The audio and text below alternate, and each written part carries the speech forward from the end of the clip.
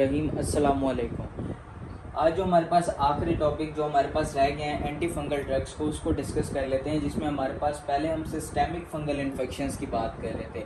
अब हम बात करेंगे जो कि हमारे पास सुपरफिशियल फंगल इन्फेक्शंस होते हैं, यानी कि जो स्किन के ऊपर फंगल इन्फेक्शन आते हैं, जैसे कि टीनिया कॉर्पोरस हो गया, ठीक है, उसके बाद टीनिया कैपिटस हो गया। ये जो चीज़ें होती हैं उन फंगल इन्फेक्शंस को ट्रीट करने के लिए हम कौन कौन सी ड्रग्स यूज़ करते हैं, और उसके अंदर हमारे पास जो ड्रग्स यूज़ करते हैं ना वो दोनों आ जाती हैं। उसमें हमारे पास सिस्टेमिक ड्रग्स भी आ जाती हैं, यानी कि जो हम ओरल इंटेक के लिहाज से भी ले सकते हैं या आईवी भी ले सकते हैं, और जो ड्रग्स आ जाती हैं, और कुछ ड्रग्स होती हैं जो कि टॉपिकल, जो कि हमने स्किन के ऊपर लगानी होती हैं, ठीक है, वो रूट भी हमारे पास इस्तेमाल करते हैं।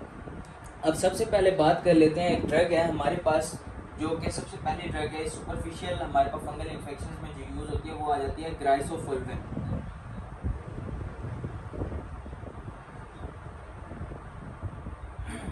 सबसे पहले हम स्टार्ट कर लेते हैं इसकी फार्माकोकाइनेटिक्स से। फार्माकोकाइनेटिक्स में इसका ये रहता है कि हम जो है इसको ओरल दे सकते हैं, ठीक है, और इसकी जो एब्जॉर्प्शन है ना वो दो चीज़ों से बढ़ जाती है। हमारे पास अगर हम कोई एंटी फंगल ओरल दे रहे हैं तो उसकी जो हमारे पास एब्जॉर्प्शन है वो किन चीज़ों से इंक्रीज़ हो सकती है। एक, इसको फाइन क्रिस्टल फॉर्म्स में अगर हम दें, ठीक है, ग्राइसोफुल्विन को फाइन क्रिस्टल फॉर्म्स में दें तब इसकी एब्जॉर्प्शन बढ़ सकती है। और दूसरी चीज़ क्या है, अगर हम इसको फैटी फूड के साथ यूज़ करें तो इसकी एब्जॉर्प्शन जो है इंक्रीज़ कर जाएगी फाइन क्रिस्टल्स की फॉर्म में given with fatty food।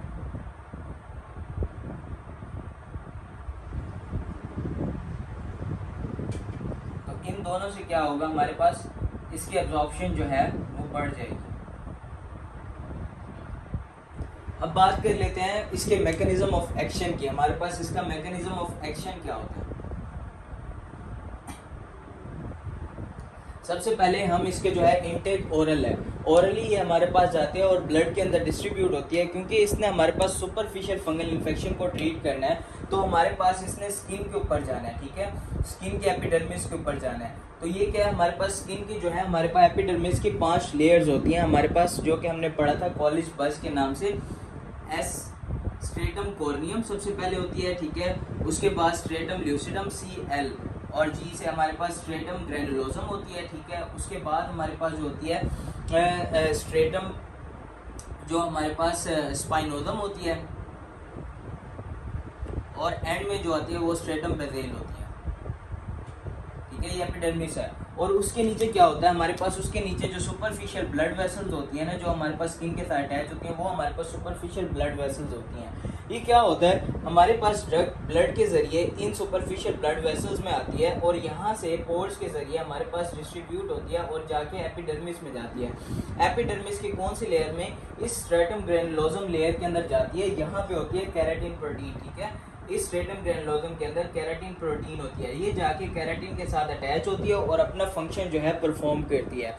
अब ये तो हो गया ये उस टारगेट तक पहुंचती कैसे है। आगे जो है इसका मैकेनिज्म है कि आखिर जब फंगस के साथ इंटरेक्ट करती है तो वो कैसे उसको इनहिबिट करती है, फंगस को कैसे उसकी ग्रोथ को रोकती है।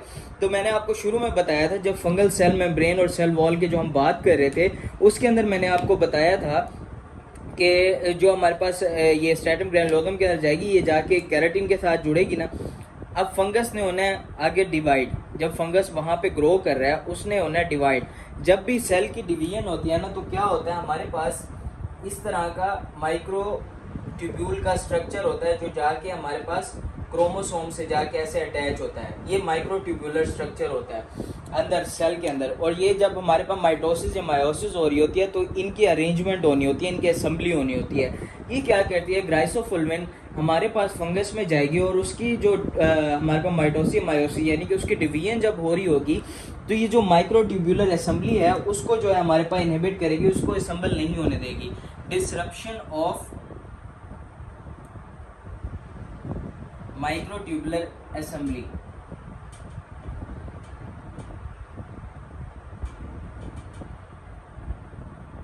जब ये असेंबल नहीं हो पाएगा प्रॉपर तो उसके बाद इसकी डिवीजन नहीं हो पाएगी। और क्या करता है, ये जो हमारे पास आरएनए या डीएनए सिंथेसिस होती है ना, यानी कि उसके न्यूक्लिक एसिड की फंगल न्यूक्लिक एसिड सिंथेसिस को इनहिबिट करती है।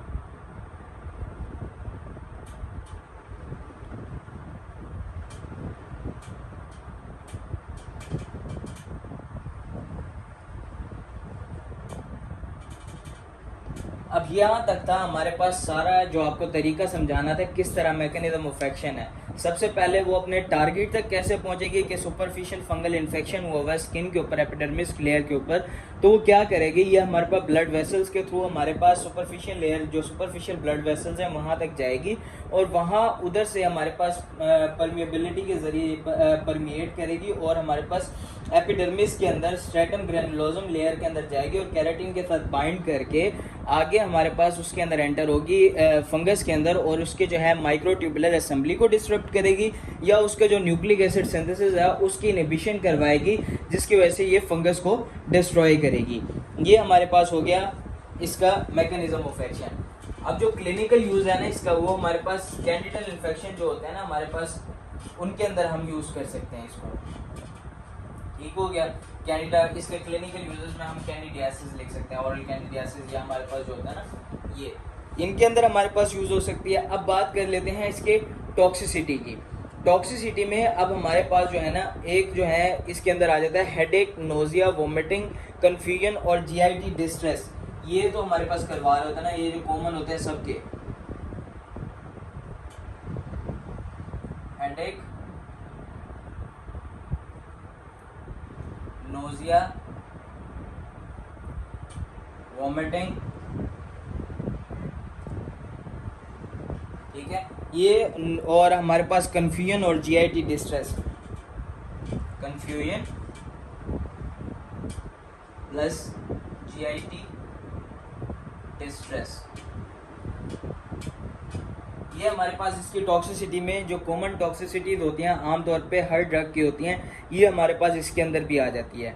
अब वो जो इसके साथ स्पेसिफिक है ना, वो अगर हम बात करें, ये एक तो इसकी कॉन्ट्रा इंडिकेशन की बात कर लेते हैं। जो हमारे पास पोरफायरिया वाले पेशेंट है ना, ठीक है, जो हमारे पास ब्लड सेल्स के जो है ना इनकी प्रॉब्लम होती है पोरफायरियाज के अंदर, तो जो पोरफायरिया वाले पेशेंट होते हैं उनके अंदर ये कॉन्ट्रा इंडिकेटेड होती है।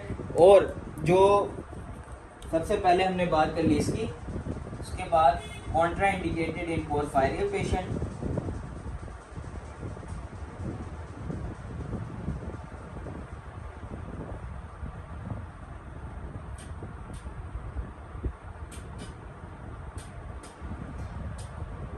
ठीक है।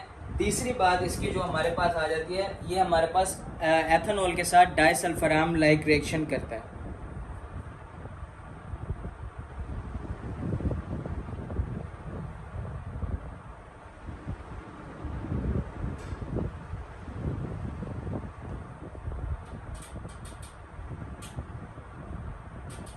और लास्ट जो इसकी बहुत इंपॉर्टेंट चीज़ है ना, वो ये है कि जो एंटी कोगुलेंट थेरेपी वॉरफेरिन के ऊपर जो पेशेंट्स होते हैं जिनके अंदर ब्लड क्लॉट्स बन रहे होते हैं, उनके अंदर हम एंटी कोगुलेंट थेरेपी के तौर पे वॉरफेरिन को देते हैं।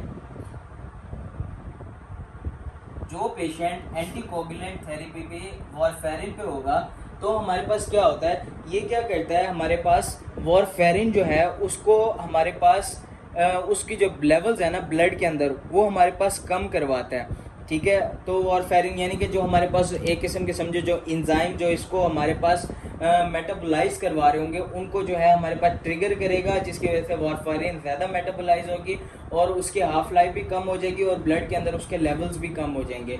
जिसकी वजह से क्या होगा, हमारे पास वॉरफेरिन जो है अगर हम दे रहे होंगे, किसी को एंटीकोगुलेंट थेरेपी पहले चल रही होगी, उसके अंदर अगर हम ये देना शुरू कर देंगे तो उसकी डोज एडजस्टमेंट करनी पड़ेगी वॉरफेरिन की, नहीं तो हमारे पास उसके अंदर कोगुलेशन, ब्लड कोगुलेशन दोबारा होना शुरू हो जाएगी।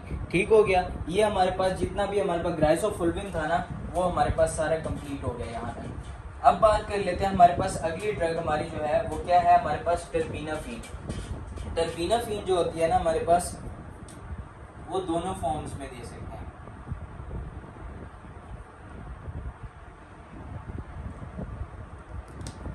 ओरल और टॉपिकल।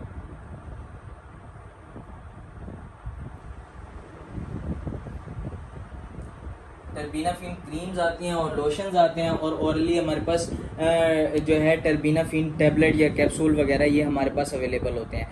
अब इनका जो है अगर हमारे पास मैकेनिज्म ऑफ एक्शन की बात करें, ये भी उसी तरह ही जैसे हमारे पास ग्राइसोफुल्विन जा रही थी ना, जो पाथ ब्लड के अंदर जाएगी, ब्लड से हमारे पास सुपरफिशियल वेसल्स पे और टारगेट जगह पे जाके हमारे पास स्ट्रेटम ग्रैनुलोसम में जाके केराटिन के साथ जुड़ेगी और आगे क्या फंक्शन परफॉर्म करेगी। जब हमने पढ़ा था एक हमारे पास सेल मेम्ब्रेन बन रही होती है, तो उसके अंदर हमने 4 स्टेप्स पढ़े थे इसके जो इसके अंदर हमारे पास एर्गोस्टिरोल होता है वो बनने के। ठीक है, तो कैसे होता है वो, स्क्वेलिन होता है सबसे पहले, स्क्वेलिन एपोक्साइड में कन्वर्ट होगा, स्क्वेलिन एपोक्साइड जो है फर्दर कन्वर्ट होगा लेनोस्टिरोल में, और लेनोस्टिरोल आगे कन्वर्ट होगा एर्गोस्टिरोल में, जो कि हमारे पास कंपोनेंट होता है किसका, फंगल सेल मेम्ब्रेन का।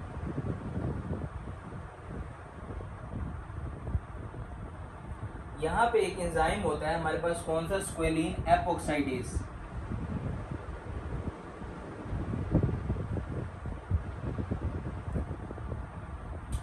ये जो ड्रग है ये क्या करती है, ये इसको इनहिबिट करेगी, स्क्वेलिन एपोक्साइडेज को।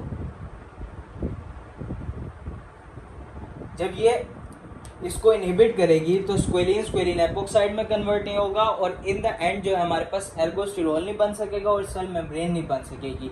और दूसरा चीज़ ये कि जो स्क्वेलिन होता है ना, इसकी अमाउंट बढ़ना शुरू हो जाएगी फंगल सेल के अंदर। ठीक है, जिसकी वजह से क्या होता है, ये स्क्वेलिन जो होता है वो उसके लिए टॉक्सिक होता है हमारे पास फंगस के लिए, तो इस वजह से वो इसको कन्वर्ट करता रहता है। जब इसकी अमाउंट ज़्यादा होगी तो भी हमारे पास जो है फंगस जो है हमारे पास इसके किलिंग वगैरह स्टार्ट हो जाएगी। ठीक हो गया, ये हमारे पास हो गया। इसका क्लिनिकल जो हमारे पास यूजेस हैं, टॉपिकल फंगल इन्फेक्शंस में हमारे पास ज़्यादा तौर पे यूज़ होता है।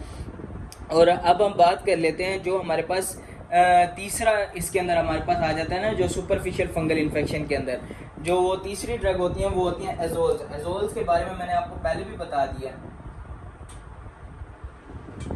ठीक है, एजोल्स में हमारे पास मिकोनाजोल आ जाती है, ठीक है, और क्लोट्रीमाजोल। ये आमतौर पे हम सुपरफिशियल फंगल इन्फेक्शंस के अंदर हम जो है टॉपिकल ड्रग्स के तौर पे दे सकते हैं। ठीक है, और बाकी जो एजोल ग्रुप्स हैं हमारे पास वो भी हमारे पास जैसे कि वोरिकोनाजोल और पोसाकोनाजोल, ये भी हम ओरली हम सुपरफिशियल फंगल इन्फेक्शंस को ट्रीट करने के लिए यूज़ कर सकते हैं। ठीक है, ये हमारे पास जितना भी था एजोल्स के मैकेनिज्म ऑफ एक्शन, ये सारी चीज़ें मैं आपको पहले समझा चुका हूँ। इसमें जितनी समझाने की चीज़ें थी ये मैंने आपको सारी समझा दी। अब जो रह गए हैं वो क्या है, हमारे पास जो टॉपिकल एंटी फंगल ड्रग्स हैं उनके नाम हमारे पास SCQ में अक्सर ही ये टॉपिकल एंटी फंगल इन्फेक्शंस का टॉपिकल एंटी फंगल ड्रग्स हैं जो हम टॉपिकली यूज़ कर सकते हैं, उनके नाम पूछ लेते हैं। तो उनके अंदर मेनली 2 नंबर का सवाल आ जाता है, तो उसमें आप 4 से 5 नेम लिख दें तो आपको जो है आपके 2 नंबर मिल जाएंगे।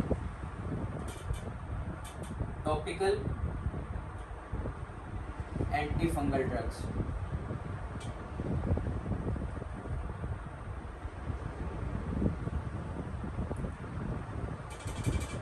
सबसे पहले इसके अंदर जो हमारे पास ड्रग आ जाती है वो है निस्टैटिन।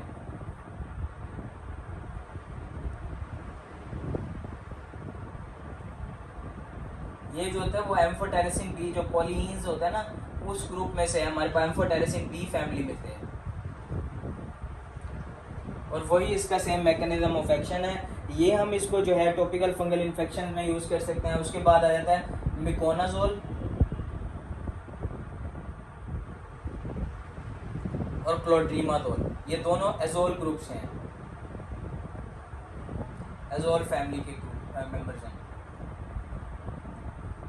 ये हम जो है टॉपिकली यूज़ कर सकते हैं, ठीक है, फंगल इन्फेक्शन को ट्रीट करने के लिए। उसके बाद मैंने आपको बताया टर्पीनाफिन हम यूज़ कर सकते हैं, टर्पीनाफिन क्रीम आती है, ठीक है,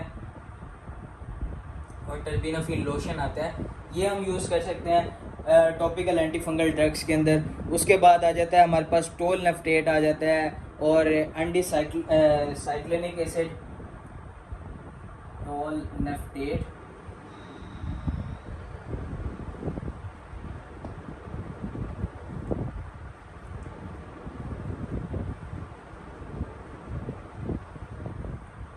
ये हमारे पास आ जाते हैं। और एंड में जो हमारा ब्यूटीनाफिन आ गया, ठीक है, बेंजोइक एसिड और सोडियम थायोसल्फेट,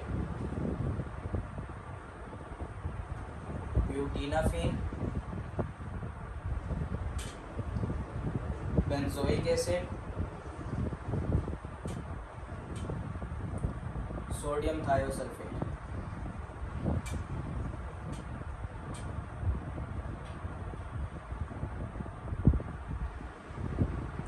ये हमारे पास सारी ड्रग्स हैं जो हम फंगल इन्फेक्शंस के अंदर हम टॉपिकल ड्रग्स के तौर पे हम जो यूज़ कर सकते हैं। यहाँ पे हमारे पास जो होता है एंटी फंगल ड्रग्स का टॉपिक ख़त्म होता है। अब इंशाल्लाह जो है हमारे पास नेक्स्ट वीडियोस जो आएंगी वो हमारे पास एंटी वायरल ड्रग्स और जो हमारे पास मिसलेनियस एंटी माइक्रोबियल ड्रग्स हैं, ये हमारे पास जितनी ड्रग्स बाकी रह गई हैं हमारे पास कीमोथेरेप्यूटिक ड्रग्स में, आप वो इंशाल्लाह स्टार्ट करेंगे।